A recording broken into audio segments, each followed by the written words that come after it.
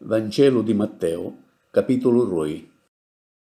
Dopo che Gesù aveva nasciuto a Betlemme da Giudea, ai tempi di lo re Erode, a Gerusalemme arrivarono dell'Oriente una para di mavari, che avevano addumannanno.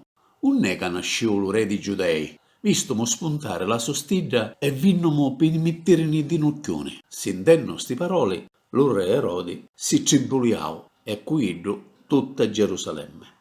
Allora chiamavo tutte le capi dei sacerdoti e gli scribi dello popolo e ci addomandavo un va a nascere lo Messia. I dei ci dissero a Betlemme da Giudea, perché a così scrivevo lo profeta.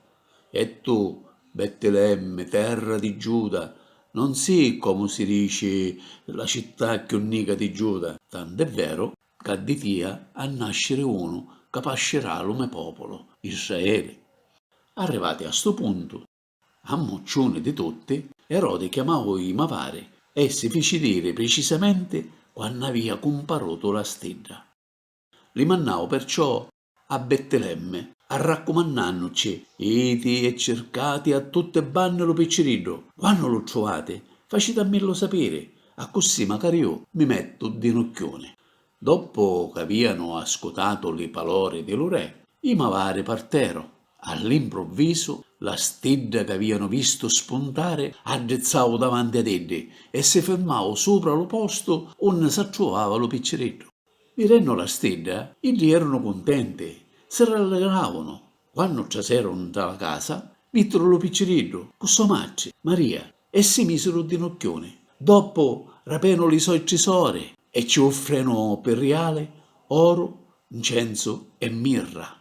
E poi, avendo avuto avvertimento un sonno che ci fece fare Dio di non tornare in di Erode, s'arricampara al suo paese per un'altra strada. Dopo che partero, l'angelo di Geova ci comparì un lo sonno a Giuseppe e ci disse: Sosete, pigliatelo piccereddo e sua madre e fuitene per l'Egitto. State da fino a che io non t'avviso, perché ci manca poco che Erode cerca di ammazzare lo piccereddo.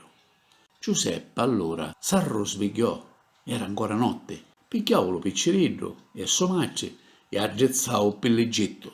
Arrestò là fino che morsi Erode. E fu così che si fece la volontà di Geova, proprio come aveva detto lo suo profeta. Fuori dell'Egitto chiamai a mio figlio. Quando Erode s'addonò che le mavare le avevano ingannato, si inquietò e comandò ad ammazzare tutte le piccerette mascole di Roanne, di Betlemme e di tutti i paesi vicini, secondo lo tempo che le mavare ci avevano ritto. Fu fatto quello che fu detto dello profeta Geremia. A Rama si intese una voce, pianto e lamento ranne, e Rachele che piange i suoi figli e non vuole essere consolata perché non ci sono più.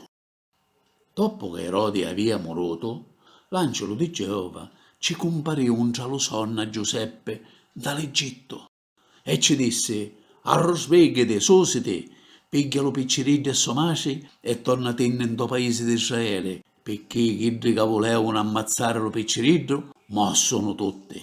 Susennosi, pigliò lo piccirillo e somaci e ritornò in tuo paese di Israele.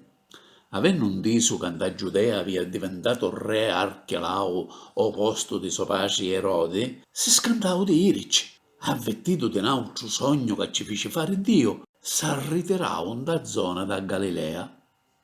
Arrivato là, si univa a stare in una città che era indisa Nazarette. A così fu fatto che aveva stato detto dei profeti. Lo chiameranno un Nazareno.